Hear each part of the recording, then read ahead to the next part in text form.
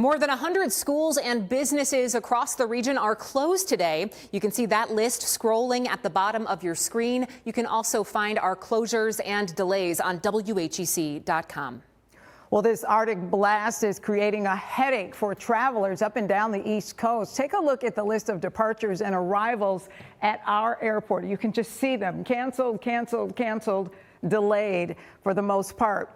And News 10 NBC's Christy Blake joins us live from the Frederick Douglass Greater Rochester International Airport this morning. Christy, what are the runways looking like?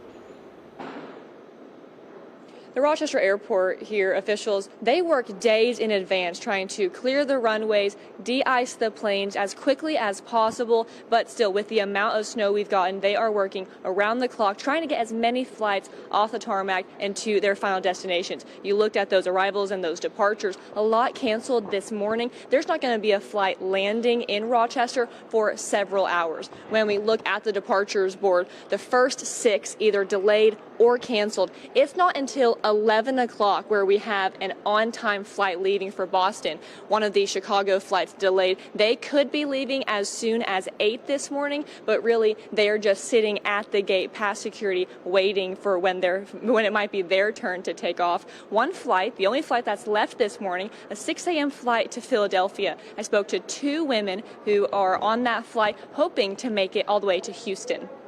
Hopefully when we fly into Philadelphia, we don't have problems there, so. That's more the concern, I think, is all the connecting flights. They had us going through a lot of different places, so still Philadelphia at the moment. They are now on the way again to Philadelphia. They started this travel experience yesterday. They were supposed to leave Sunday afternoon, delayed and canceled 3 times before taking off this morning. Good thing for anybody venturing out to the airport is that if you have to go through TSA, well, this is what you're going to deal with. You're going to have basically no line coming through since so little people are at the airport this morning. Reporting live from the airport, Christy Blake, News 10 NBC. Well, at least that's good news. People will be able to get through quickly.